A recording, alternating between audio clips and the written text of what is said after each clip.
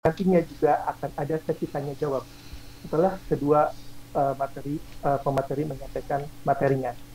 Namun sebelumnya, saya ingin menyapa para peserta webinar tercinta terlebih dahulu. Yang kami hormati Bapak Rektor Universitas Kuningan, yang pada kesempatan kali ini diwakili oleh Bapak Wakil Rektor 4, Bapak Dr. Novi Satria Praja, yang kami hormati Dekan Fakultas Ilmu Komputer beserta para jajarannya, yang kami hormati Bapak Ibu Kaprodi di lingkungan Universitas Kuningan, yang kami hormati Ketua Pelaksana Webinar Nasional EPCOMFEST 2022 beserta para panitia. Yang kami hormati Ibu Dr. Dwinita Larasati SSN MA selaku pemateri pertama, dan yang kami hormati pula Bapak Isnur Onowe Purbo MA PhD. Selamat datang Bapak Ono, mungkin masih kenal dengan saya. Waktu itu Bapak ke Universitas Kuningan ketika saya menjadi mahasiswa, dan kita kolaborasi untuk membahas mengenai POIP waktu itu, Voice over Internet Protocol, dan workshop tentang pembentukan RT RW NET ya, seperti itu. Siap. Waduh, mahasiswa semua stres saya jadinya. Dan ketika di IPB juga kita sempat bertemu kembali, Pak. Dan serta hadirin peserta webinar nasional EPCOMFEST. Baik, Assalamualaikum warahmatullahi wabarakatuh. Waalaikumsalam warahmatullahi wabarakatuh. Hadirin yang kami hormati, sebagaimana telah diketahui bersama bahwa webinar pada hari ini yaitu mengambil tema tentang aktivasi, akselerasi, dan strategi ekonomi kreatif berbasis teknologi. Untuk itu, kita semua tentu sangat membutuhkan informasi sekaligus sebagai upaya menyatakan persepsi sebagaimana yang kita harapkan bersama pada webinar kali ini. Dan sebelum penyajian materi, izinkan saya menyampaikan kurikulum kita dari kedua pemateri. Untuk yang pertama, yaitu dari Ibu Dr. Dwinita Larasati SN MA.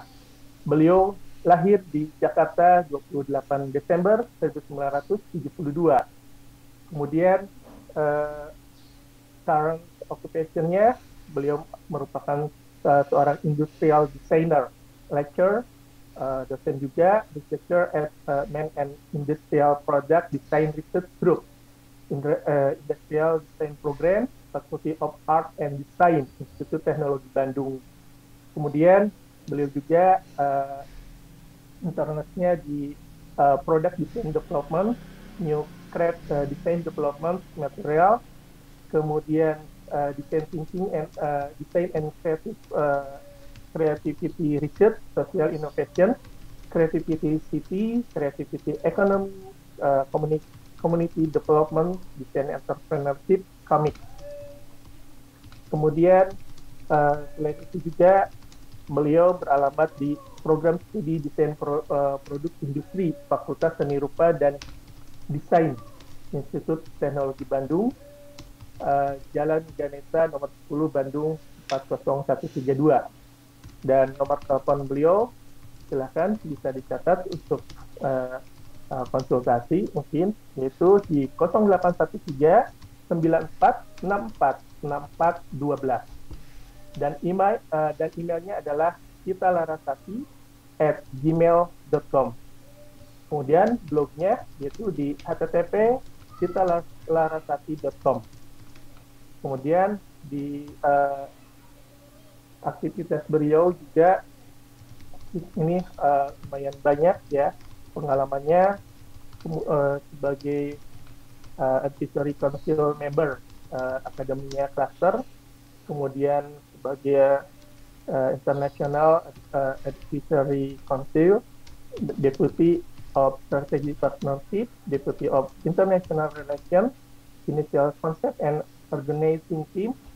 Ya, kemudian beliau juga sebagai chairperson, general secretary di Bandung Creative City Forum, dan beliau juga selaku Creative Entrepreneur Network koordinator. Eh, itu dan ternyata masih banyak lagi yang tidak bisa saya sebutkan satu persatu seperti itu. Dan untuk selanjutnya adalah kurikulum kita dari Bapak Onowe Purbo, Bapak Komputer Indonesia. Beliau lahir pada tanggal 17 Agustus 1962. Beliau adalah seorang tokoh dan pakar di bidang teknologi informasi asal Indonesia. Selain pakar, beliau juga dikenal sebagai penulis, pendidik, dan pembicara seminar. Sebagai aktivis, beliau dikenal dalam upayanya memperjuangkan Linux. Karya inovatifnya diantaranya adalah Wajan Bolik sebagai upaya koneksi internet murah tanpa kabel dan KTRWNet sebagai jaringan komputer swadaya masyarakat untuk menyebarkan internet murah serta penerapan OpenBTS. Ini pengalaman saya waktu dulu bersama beliau mengenai KTRWNet. Kemudian beliau memulai pendidikan akademi di ITB pada jurusan Teknik Elektro pada tahun 1981 dan lulus dengan predikat wisudawan terbaik. Kemudian melanjutkan studi ke Kanada dengan beasiswa dari FAUM. Beliau juga aktif menulis dalam bidang teknologi informasi, media, seminar, konferensi nasional maupun internasional, dan percaya filosofi copyleft, sumber terbuka. Banyak tulisannya dipublikasikan secara gratis di internet.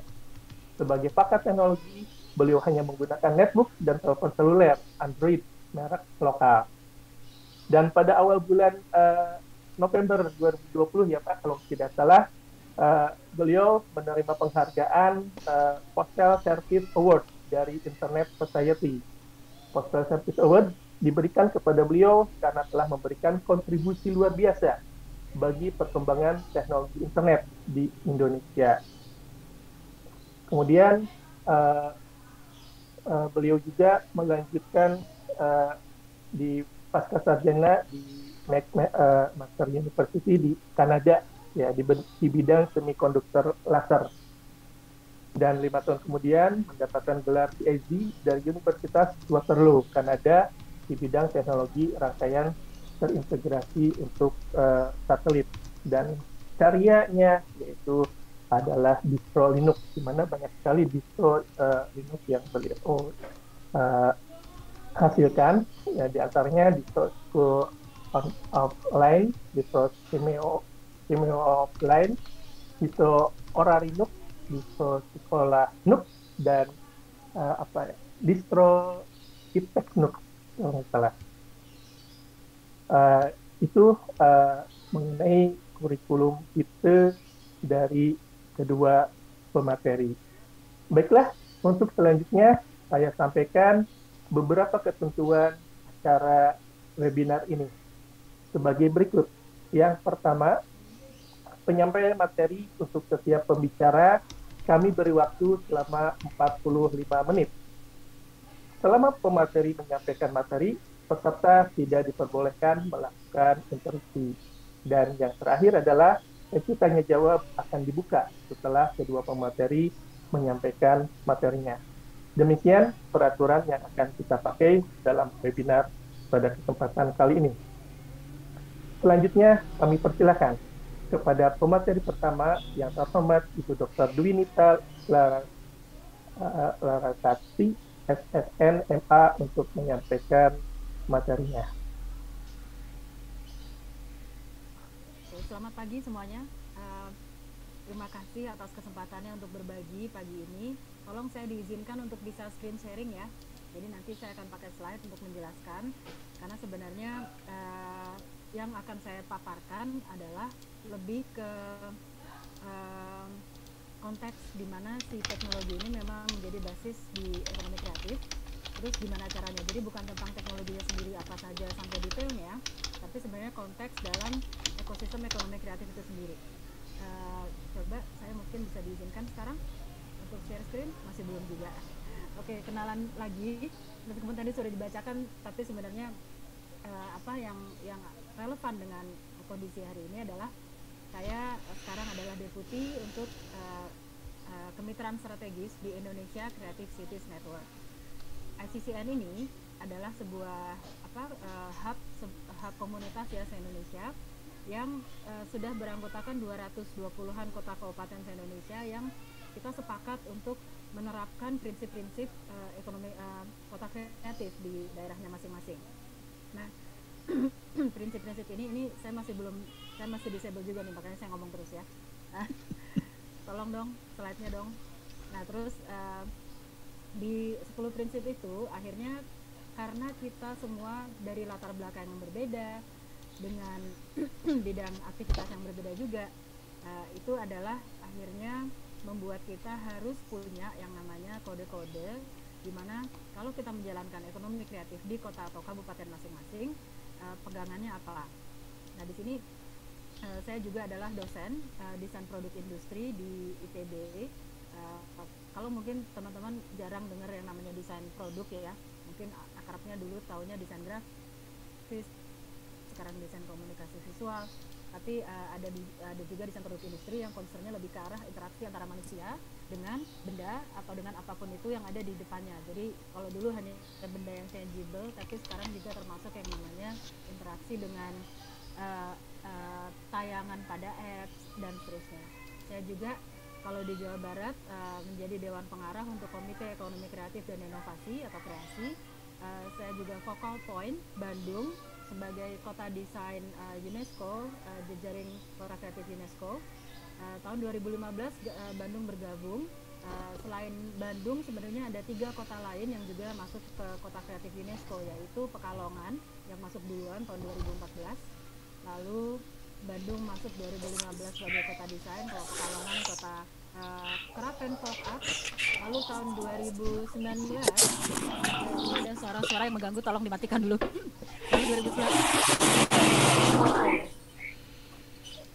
Lalu 2019 lalu tahun 2019 Ambon bergabung sebagai kota musik, dan 2021 Jakarta bergabung sebagai kota literatur. Ini kota-kota ngapain aja sih gitu di dalam USCCN? Nanti akan saya perlihatkan juga contoh-contoh yang sebenarnya upaya kota desain, upaya kota-kota kreatif menghadapi pandemi kemarin dan basis teknologi, basis sosial dan seterusnya. Ini ada suara ribut, tolong dimatikan dulu bisa, ini sangat distracting. Ya, terima kasih. Lalu saya juga tadi saya sebut ya, saya juga adalah anggota dari International Advisory Council. Jadi kami ada dari 18 negara gitu, for Creative Industries Policy and Evidence Center UK. Jadi membantu memberi masukan bagaimana kebijakan pemerintah itu, terutama skala kota, tapi juga bisa naik ke nasional, itu berdasarkan evidence atau bukti-bukti data dari potensi ekonomi kreatif di wilayahnya masing-masing. Nah, ini antara lain dengan konteks ini, makanya akan kebayang ya yang akan saya bicarakan adalah seputar teknologi sebagai salah satu basis pengembangan aircraft, tapi dalam konteksnya kota kreatif, jadi dalam konteks kewilayahan ini. Kalau kita bicara Indonesia, sebenarnya angka-angka ini kan sangat fantastis ya. Negara lain nggak ada yang punya angka seperti ini. Penduduknya 200 sekian juta, ada 17.000 sekian pulau, dan seterusnya. Ini memberi keragaman kita yang sebenarnya menjadi dasar inspirasi, sumber yang tidak henti-hentinya untuk berkarya.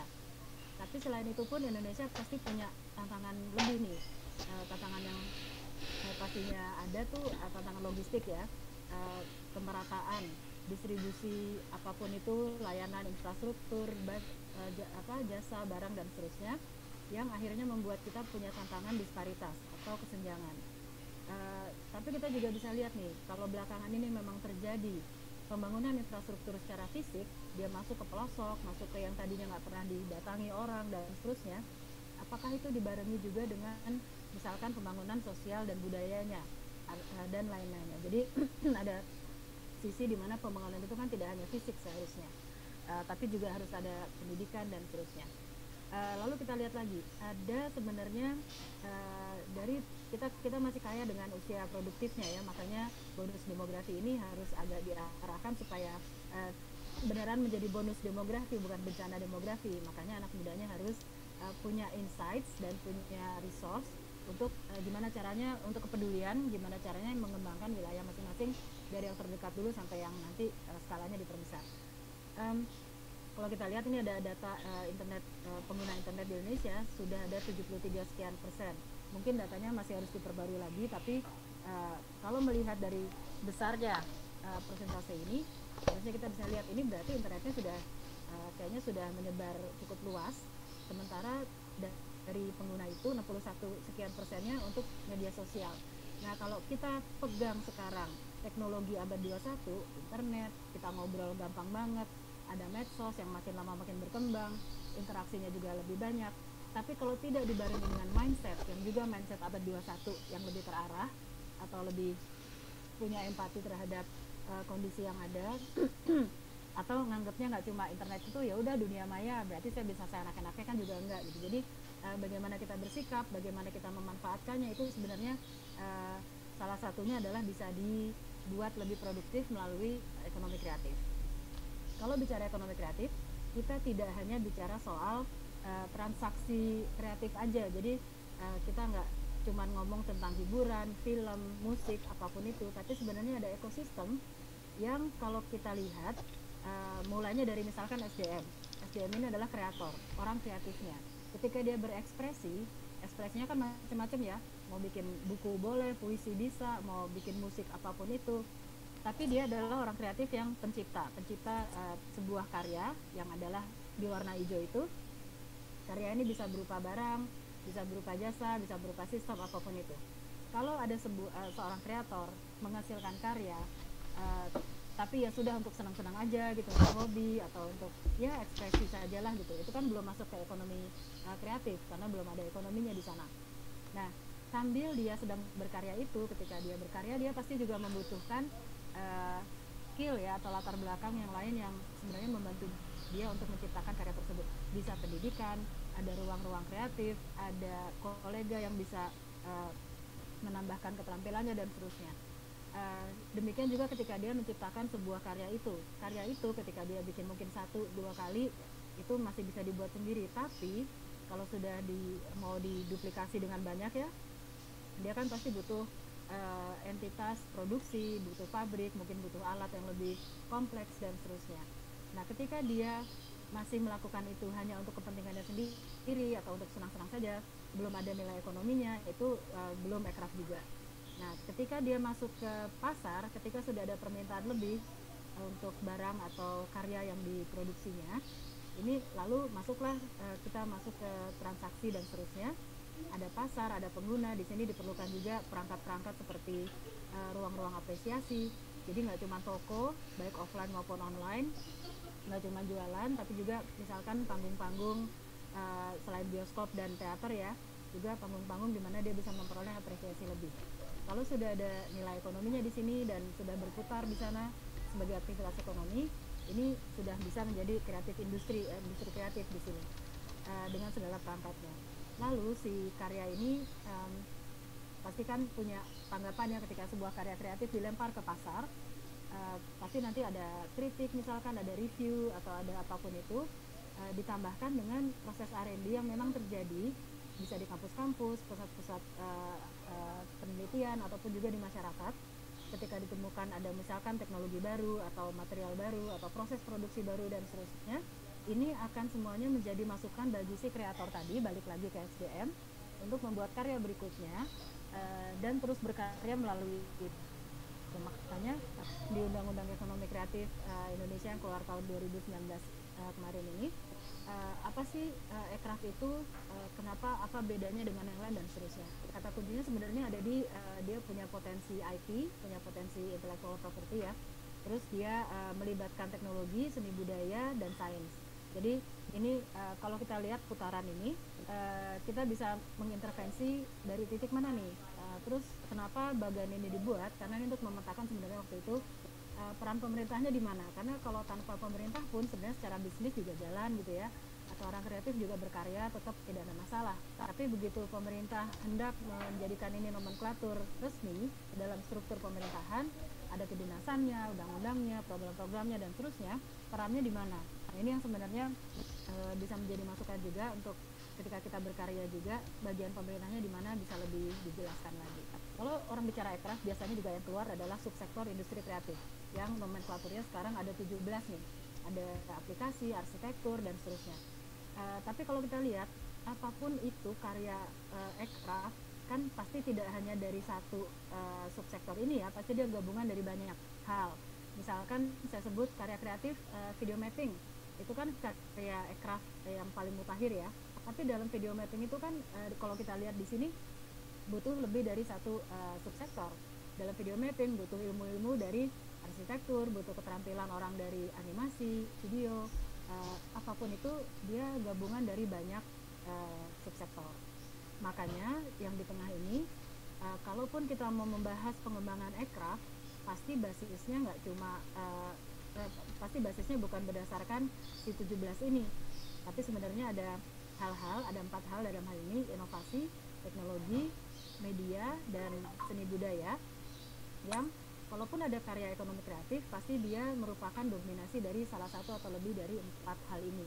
Jadi ini yang bisa kita jadikan biasanya kalau orang pelaku bisa kita jadikan sebagai basis pijakan untuk kalau kita mau mengembangkannya lebih lanjut, kita bisa ambil basis yang mana. Dan untuk stakeholdersnya, kalau dalam skala kota biasanya ya orang dulu punya di awal-awal kalau pengembangan ekonomi kreatif itu masih pemerintah, sektor swasta, dan lalu akademia gitu ya. Tapi sekarang sudah lebih berkembang lagi. Ini ada papernya soal ini dari ADBI, nanti akan keluar publikasinya akan keluar tahun ini, nanti bulan Maret. Jadi nanti akan bisa dilihat perkembangannya nih dari yang triple helix, quadruple, sampai yang sekarang penta, dan yang terakhir adalah hexahelix. Helix yang keenam adalah agregator, karena di sini kita bisa lihat terutama setelah pandemi ya, ada yang namanya institusi-institusi finansial, ada enabler, inkubator, akselerator, apapun itu yang sebenarnya dibutuhkan ketika 5 helix lain ini juga butuh disinergikan dalam tahapan ini. Jadi bahasannya hari ini yang sekarang akan disampaikan adalah sebenarnya kalau kita melihat atau mengembangkan aircraft dari sisi teknologi, sebenarnya apa saja yang bisa kita lakukan. Saya dulu waktu S2 di Eindhoven ya, salah satu pembimbing saya adalah dari teknologi manajemen.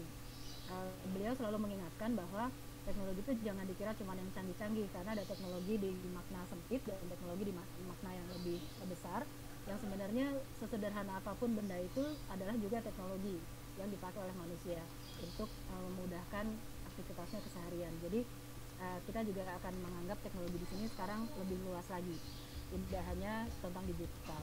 Ini sedikit perkenalan tentang ICCN, karena sebenarnya akan relevan juga kalau saya sebut bahwa memang kota-kota di Indonesia, kota dan kabupaten ini banyak sekali anak mudanya ya, dan biasanya mereka yang menggerakkan dinamika si daerahnya sendiri.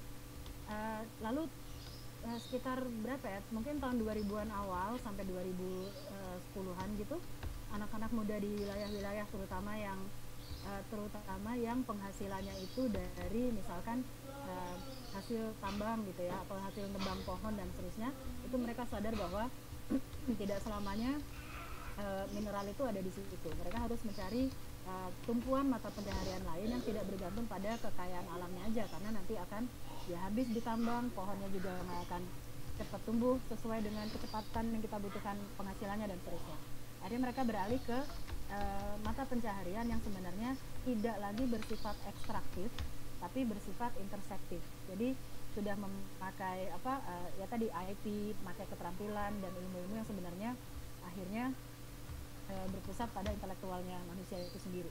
Nah ini akhirnya ketika mereka membentuk komunitas itu, terbentuklah juga jejaring. Jadi dari Bandung, koneksi yang ke Malang, koneksi ke yang Medan dan seterusnya, kita melakukan program-program dan acara-acara juga yang terus biasanya dia berdampak ekonomi juga dan juga berdampak pada ruang kotanya sendiri, dan akhirnya kita menjadi menciptakan inovasi sosial yang sebenarnya memang awalnya dari kumpul-kumpul anak muda hore gitu ya, tapi kalau hore itu lalu kita terjemahkan ke aktivitas yang produktif dan terus nanti membuat perubahan, syukur-syukur bisa juga mempengaruhi kebijakan di daerahnya, itu yang sebenarnya terjadi sekarang.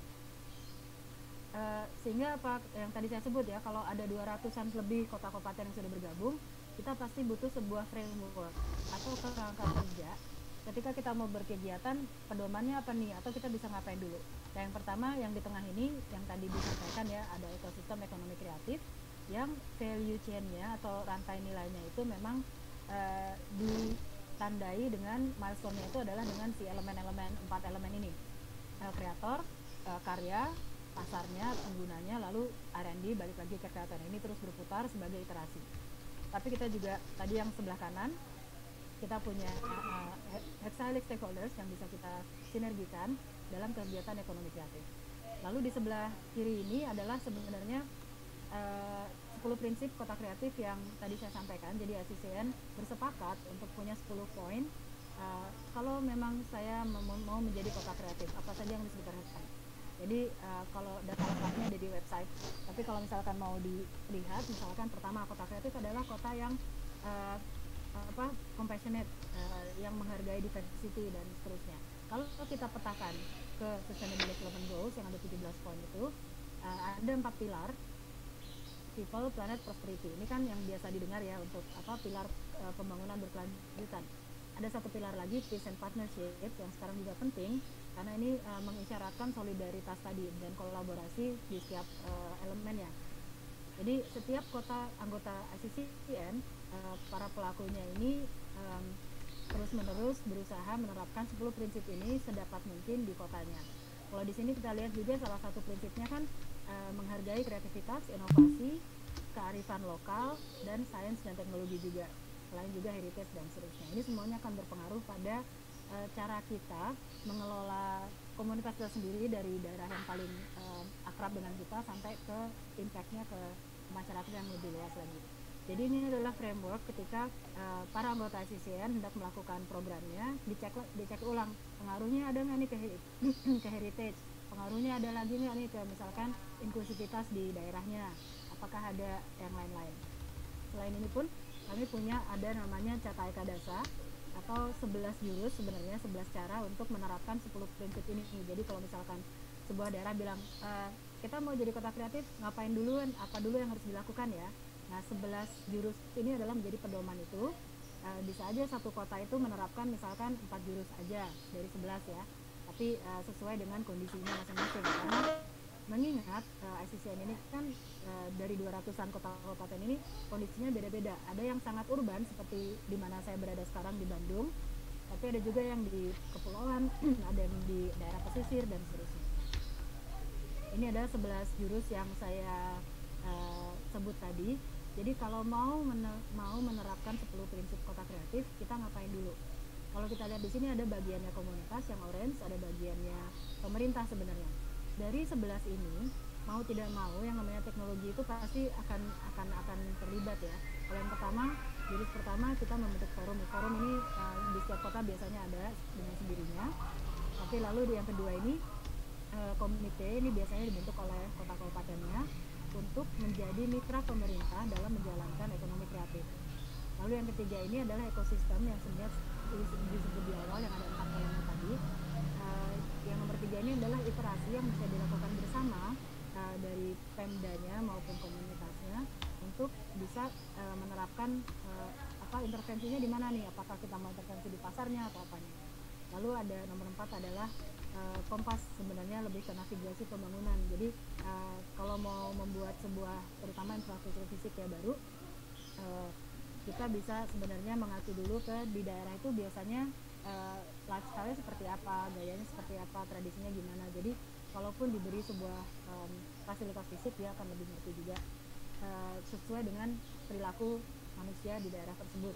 Karena kalau nggak misalkan gini, saya mau bikin misalkan Pemdanya mau bikin ada wilayah ruko gitu ya, rukonya ya akhirnya dia biasanya ngebangun yang sama aja kayak yang di Jakarta, sama aja yang kayak di Jogja dan seterusnya. Padahal mungkin dia bisa bikin toko itu sesuai dengan mindset warga lokalnya tentang sebenarnya pasar itu seperti apa, ruko itu seperti apa. Jadi disesuaikan juga bangunannya dengan kebiasaan yang ada di sana. Design Action sebenarnya adalah workshop design thinking yang dilakukan bersama-sama dengan hexahelix stakeholders tadi untuk menghasilkan rekomendasi yang bisa dijadikan masukan bagi Pemdanya untuk melakukan ini. Ini kalau di Bandung sudah dilakukan setiap tahun sejak 2013 dan hasilnya langsung ketika presentasi itu sudah harus langsung disaksikan oleh wali kotanya. Jadi langsung pilih nih, ini masuk ke dinas ini untuk dilakukan. Jadi ini seperti musrembang tapi interaktif sifatnya. Nah, lalu yang tengah ini penting, indikator dan monitoring. Ketika kita punya kita tahu kita kreatif, tapi terus memang kata siapa gitu, memang datanya ada, terus apa yang dihitung, gimana kita bisa menghitung potensi itu dan seterusnya. Nah, kami di ACCN membuat simulasi Creativity Index. Jadi indeks ini kami sedang bikin dalam bentuk dashboard untuk membantu Pemda membuat keputusan-keputusan berdasarkan potensi aircraft itu real time. Jadi dia bisa lihat kalau misalkan oke, mau bikin festival atau mau bikin panggung, mau bikin apapun itu, nanti dimasukkan datanya, lalu nanti keluar peta wilayah tersebut, akan kelihatan kentalnya di mana nih, pelaku pada di mana, pasarnya pada di mana, dan seterusnya. Ini indeks sedang kita bangun. Lalu Creative Center yang biasa kita punya juga di beberapa daerah sudah ada. Strategi komunikasi dan narasi ini sebenarnya yang sering dilupakan oleh Pemda juga, kayak misalkan ada kebijakannya bagus gitu, cuma mengkomunikasikannya ke warga gimana. Nah, ini adalah ilmu-ilmu komunikasi kebijakan komunikasi politik juga yang sebenarnya kadang-kadang sering disingkirkan, abaikan dulu, dianggap nanti aja lah gitu ya. Tapi sebenarnya ini penting untuk bisa mengajak partisipasi dari seluruh warga dan seluruh yang berkepentingan. Nomor 9 jelas, ini city branding. Biasanya kota-kota itu punya nama-nama sendiri. Dulu kan kita tahu ya, kalau misalnya kota Bandung berhiber gitu. Terus ada kota-kota lain dengan punya slogan-slogan lain juga. Nah, tapi yang ini adalah branding yang sebenarnya disepakati oleh seluruh stakeholder di kota itu juga mengarah ke aircraft-nya. Jadi sebenarnya ini untuk menjalankan mengaktifasi apapun citra yang diterapkan pada si daerah tersebut. Caranya macam-macam dan ini juga butuh banyak pemikiran dari pelaku kreatif. Festival komunitas jelas, biasanya kota atau kabupaten tuh punya festivalnya sendiri, tapi kalau komunitas biasa juga membuat hal yang baru, akhirnya menjadi hal yang rutin yang bisa dinanti oleh, bisa menjadi sarana showcase bagi para pelaku aircraft juga di kota kabupaten tersebut. Yang terakhir adalah ini wirausaha urban dan rural. Jadi menyambungkan potensi yang ada di wilayah urban dengan yang di rural dengan cara aircraft juga, nanti balik lagi menjadi forum tadi. Ini ada banyak contohnya juga dari ACCN, tapi kita bisa bahas lain kali. Nah, ini adalah yang dialami seluruh dunia waktu kita berpandemi kemarin ya, awal 2020. Kita semua dipaksa untuk pause dulu, berhenti, karena kita nggak tahu harus mau ngapain sih ke depannya. Kumpul nggak boleh, pergi-pergi nggak boleh, ketemuan orang aja nggak boleh, nanti risikonya benar-benar berat gitu ya. Akhirnya semua orang terpaksa diam dulu, tunggu, terus ketika sudah mulai ada jalan terbuka, sudah mulai boleh kumpul lagi dan seterusnya, ini kita siap nggak untuk menekan tombol play. Ketika kita mau playnya gimana supaya tetap aman, supaya juga tetap sehat, tapi tetap bisa produktif gitu. Karena kemarin ketika kita terpaksa pause kan seluruh kegiatan berhenti, baik pendidikan, apalagi transaksi niaga dan seterusnya. Jadi ketika kita mau playnya bisa gimana. Nah, balik lagi tentang ACCN kemarin tadi, ACCN ini ketika di awal-awal ya udah, kita kan nggak tinggal diam ya, karena sebenarnya kita ada di tingkat grassroots yang sebenarnya lebih tahu kondisi di daerah kita masing-masing ya. Tapi waktu itu pemerintahnya memang seperti semua pemerintah di dunia, mereka harus siap dulu dengan data kalau mau membuat program untuk memberikan bantuan ke warga, supaya bantuannya kan tepat sasaran, jumlahnya juga tepat dan seterusnya. Nah, sambil menunggu pemerintahnya mempunyai program yang lebih valid, ACCN waktu itu bikin yang namanya Aksi Bersama Bantu Sesama. Jadi ada program yang terdiri dari 5 satgas. Ini kalau kita lihat di bawah nih, ada satgas rescue, damping, pulih aja dan seterusnya. Dan kita juga bekerja dalam tahapan yang di atas kita bisa lihat, mitigate, survive, recover. Lalu kalau udah lebih baik lagi dari establish dan develop, lalu grow and sustain. Nah, kita sekarang mungkin sudah banyak iterasi ya, ada yang daerah yang sudah re-establish develop, ada daerah lagi yang sekarang masih harus recover dan seterusnya. Tapi dalam semua itu kita bikin 15 program yang sebenarnya kalau dari sisi aircraft ini, kalau dari awal sih jelas ya, rescue itu langsung tanggap lah ada yang butuh apa dan seterusnya. Tapi yang selebihnya adalah skill macam apa yang akan kita perlu ajak teman-teman pelaku aircraft untuk bisa dipakai di tahap yang setelah grow and sustain kedepannya seperti apa. Jadi kalau kita lihat di sini di tahap yang mitigate survive ya, itu kan masih ada penggalangan dana, ada program pangan sehat, itu di mana komunitas kita karena kita terjejaringnya di sekian banyak tempat, kita lihat tempat mana yang petaninya nggak bisa jualan karena pasarnya tutup, tempat mana yang orangnya nggak bisa cari nafkah karena nggak ada lagi tempat mereka manggung atau apapun itu. Jadi contohnya misalkan di sini kita mengambil hasil bumi dari Cianjur, terus pendanaannya dari yang penggalangan dana itu ya, terus kita ada lelang dan sebagainya. Nah, kita beli dari petani ini, lalu kita salurkan ke pemain ondel-ondel waktu itu di Tangerang Selatan misalkan. Jadi dengan cara komunikasi di tingkat bawah gitu, kita bisa saling membantu juga. Juga teman-teman di Bali yang biasanya bikin arak itu terus mengalihkan ke pemurniannya menjadi materi ini alat cuci tangan itu loh, bahan cuci tangan. Jadi yang tadinya untuk diminum terus sekarang untuk jadi cuci tangan dan seterusnya. Jadi banyak sekali gerakan itu yang kita lakukan di awal-awal. Di tengah-tengah kita lakukan yang namanya kalau lihat di pojok kanan bawah kita bikin video, ada 8 kota kabupaten yang ikutan. Itu videonya sih video gitu, tapi dalam membuat video itu kan ada step-step di mana kita harus melatih juga teman-teman pelaku caranya editing musik, caranya editing video gambar, caranya syuting kameranya dan seterusnya. Sehingga disinilah kita mempunyai kesempatan untuk reskilling dan upskilling.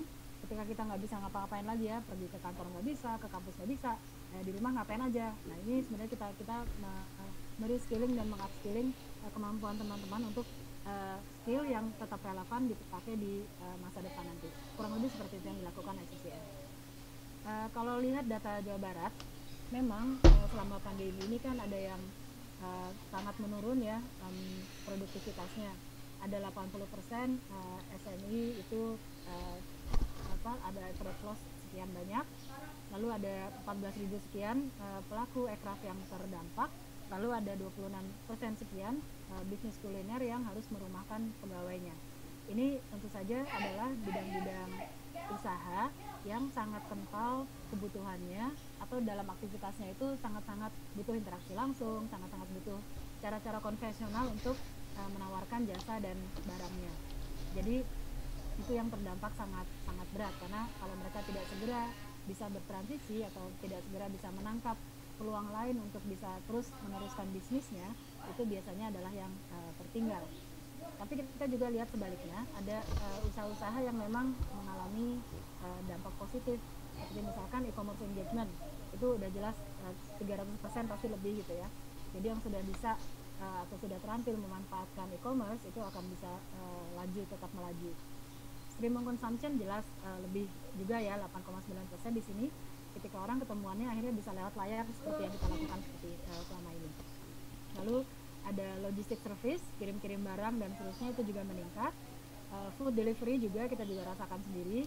Lalu juga ada kecenderungan orang yang memilih produk-produk yang sebenarnya punya konotasi wellness, well-being dan seterusnya. Di sini kan ada kegiatan kayak yoga, olahraga, produk-produk organik, produk-produk yang sehat, gaya hidup yang sehat. Sepeda juga dulu pernah kalau mau beli sepeda harus ngantri dulu 3 bulan gitu. Jadi orang akan ke arah sini. Jadi kalau kita lihat sebenarnya selama pandemi akhirnya kita bisa memetakan apa yang esensial yang dianggap orang tetap bisa menjadi bisnisnya.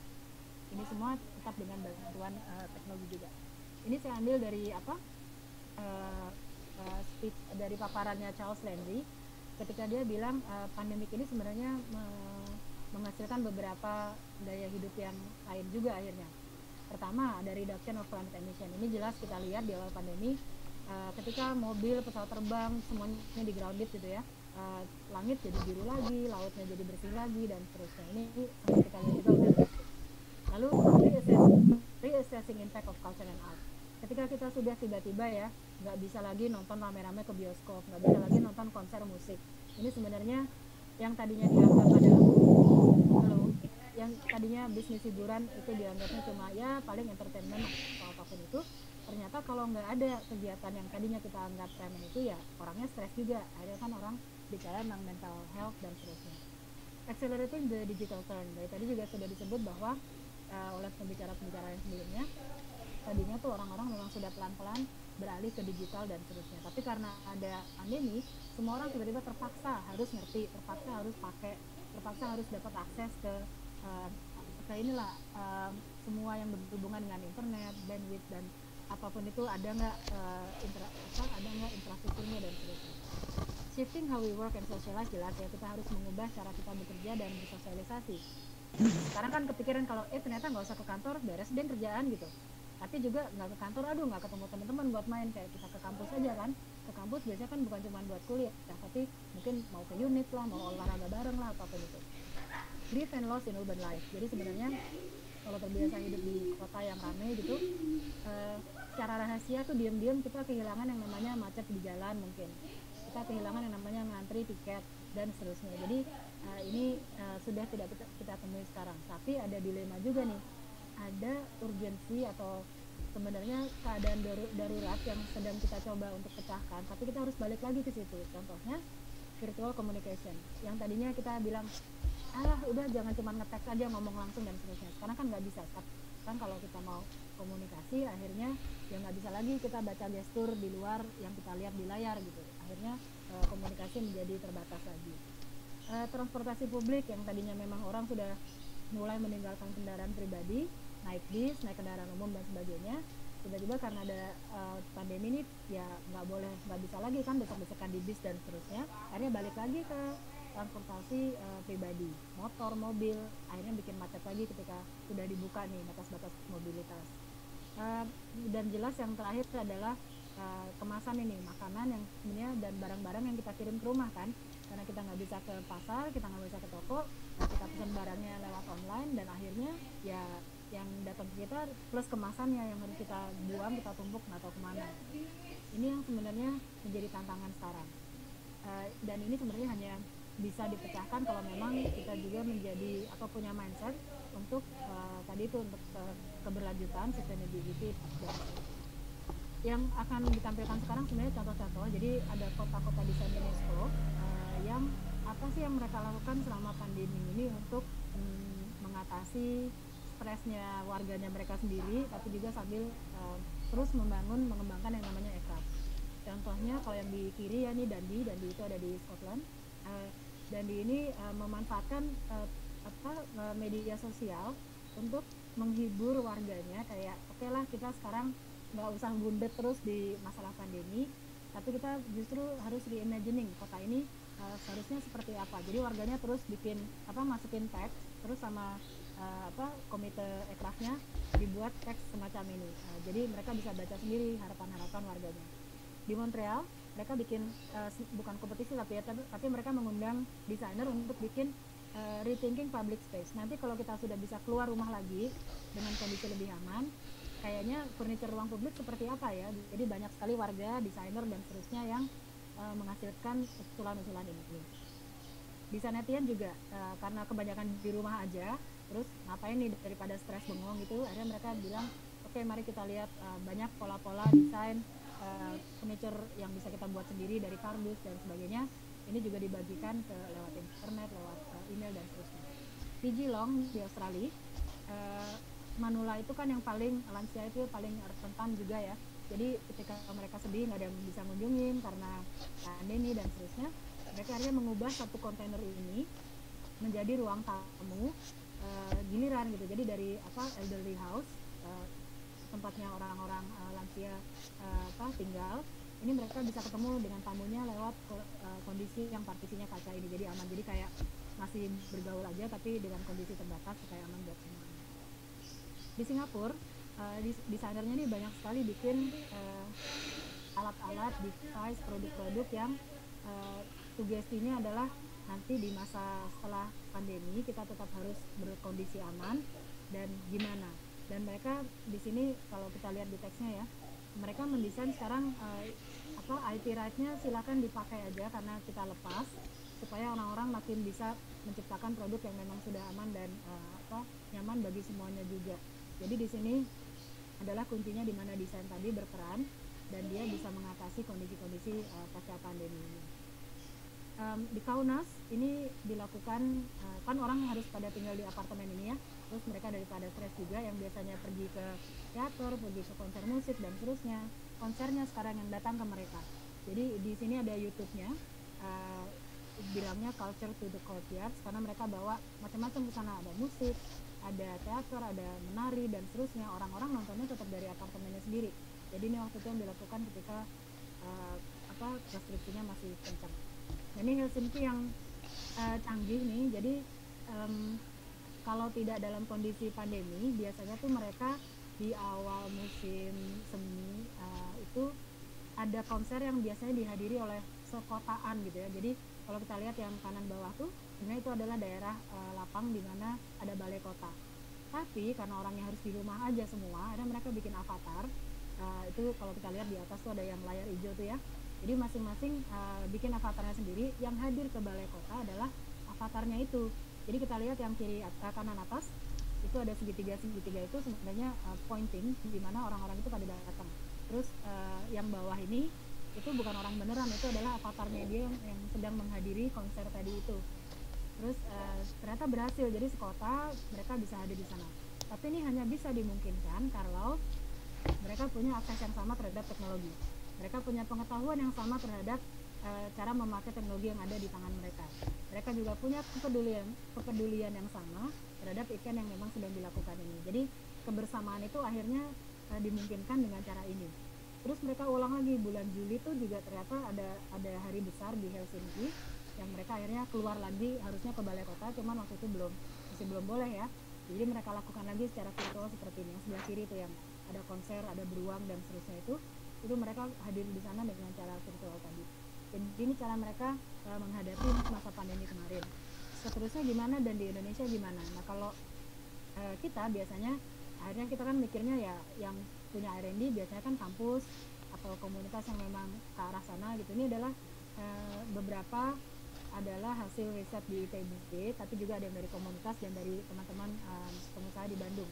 Jadi misalkan untuk yang sebelah kiri ya, ada bahan-bahan kalau kita mikir tadi sampahnya numpuk, kalau kita bikin produk lagi adalah sebenarnya nanti jadinya kemana nih, ke landfill aja atau kita harus motong sapi lagi untuk cari kulitnya dan seterusnya. Akhirnya ada nih salah satunya Mycotech, mereka bikin vegan leather, mungkin pernah dengar juga.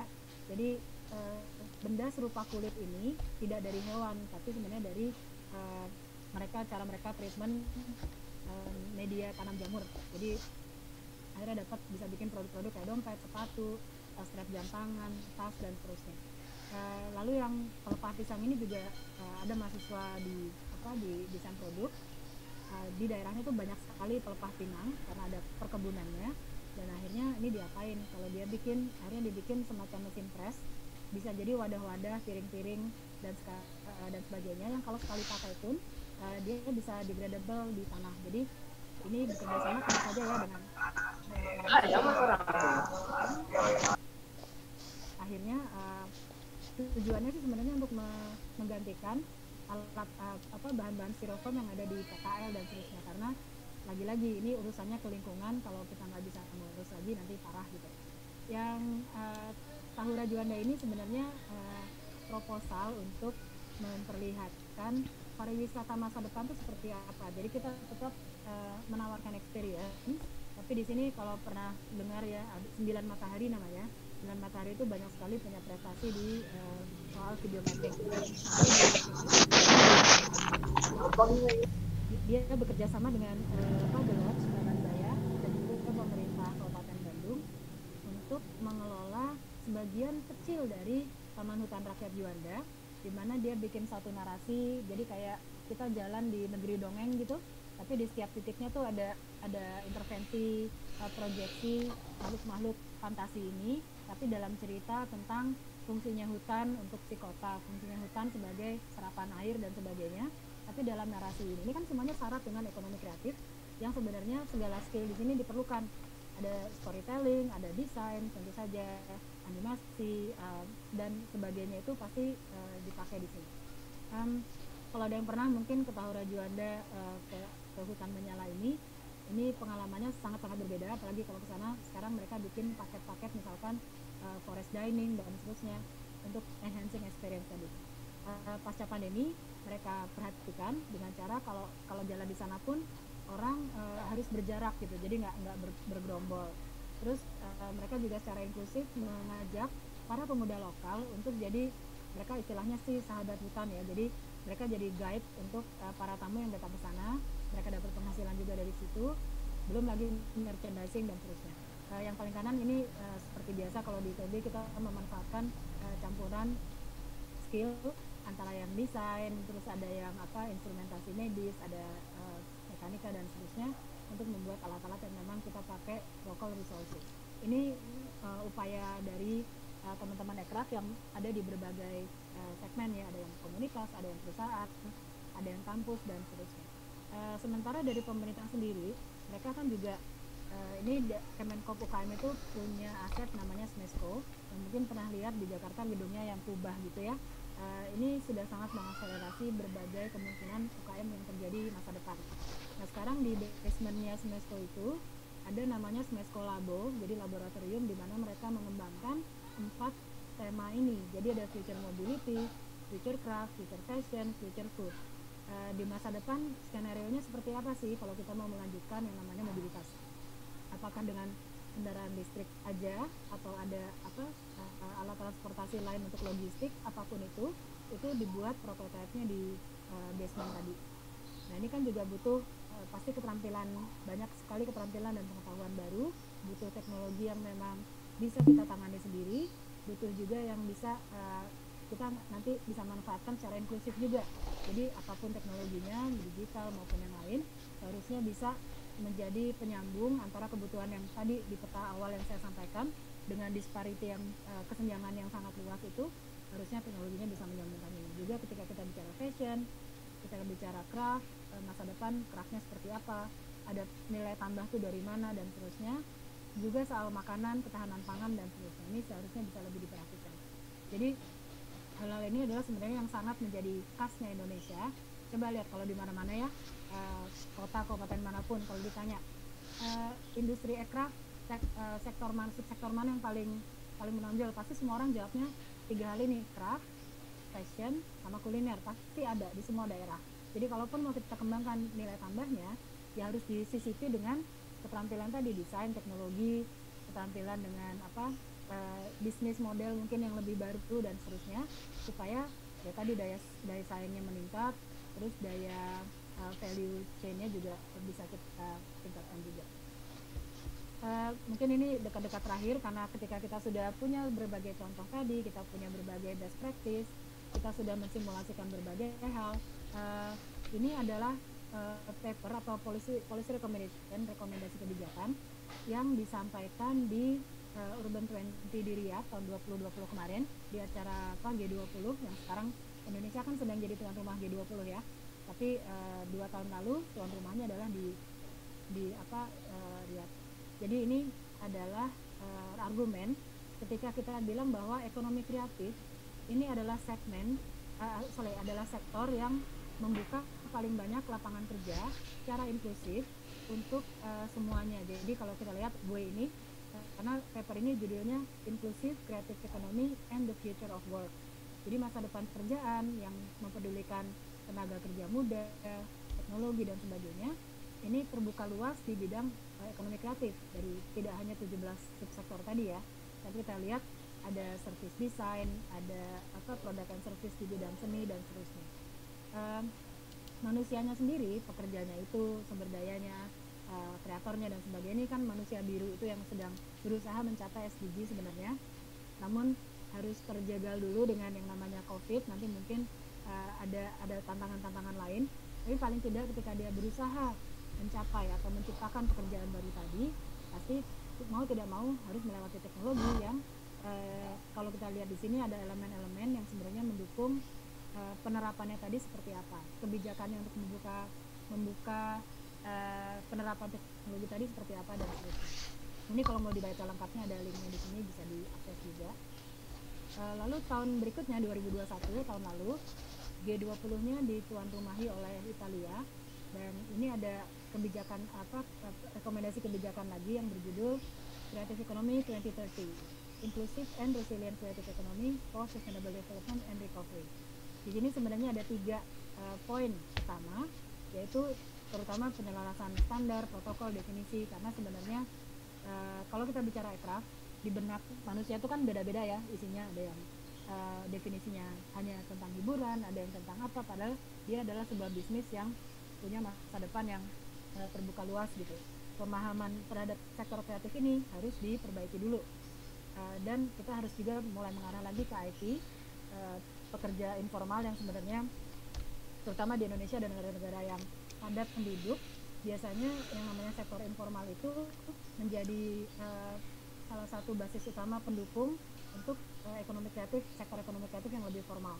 Jadi ya misalkan ya kasar-kasarnya lah ya, saya punya brand distro, saya punya desain kaos, saya mau produksi kaos.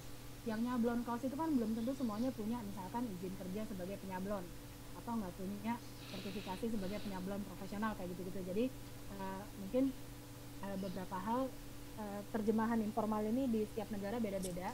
Ada yang terjemahannya adalah freelance worker, ada yang terjemahannya adalah yang nggak bayar pajak lah apapun itu. Nah kita harus benahi itu supaya mereka juga bisa masuk ke dalam skema di mana mereka juga bisa memperoleh jaminan sosial dan seterusnya. Promosi literasi digital ini yang terutama yang paling banyak dibahas juga, dan di G20 Indonesia sekarang ini kan menjadi salah satu isu prioritas selain health dan selain energi. Jadi di sini tentu saja yang dibutuhkan adalah akses infrastruktur, generasi muda dan lapangan kerja, isu-isunya akan beralih ke sana, termasuk ke konten-konten jaminan terhadap konten-konten geografis, konten-konten kreatif, dan sekarang kita sering dengar konten creator apapun itu, ini juga harus dipedulikan. Terutama kebijakan dan regulasinya juga untuk mempermudah agar tenaga kerja di bidang-bidang tadi itu ya bisa lebih terjamin, bisa lebih punya skema yang juga solid untuk bisa menyampaikan produk-produknya ke pemakainya. Lalu yang terakhir adalah pengakuan terhadap pentingnya budaya. Ini terutama di negara-negara yang juga masih syarat dengan keberagaman budaya seperti Indonesia nih ya. Jadi kita di sini bicara soal ekonomi dan masyarakat inklusif, hak untuk berpartisipasi sepenuhnya, mengekspresikan diri budayanya dalam sebuah ruang dan seterusnya. Akhirnya ini semuanya berada dalam konteks pembangunan yang berpihak pada manusia tadi. Jadi kalau ini soal ekonomi kreatif dengan teknologi yang juga saja meskipun tidak terucapkan dengan eksplisit, dia pasti embedded di setiap langkah-langkah dan upaya itu. Mungkin itu saja yang bisa saya sampaikan sekarang. Mungkin kita akan lebih ngobrol nanti di sesi diskusi ya. Terima kasih.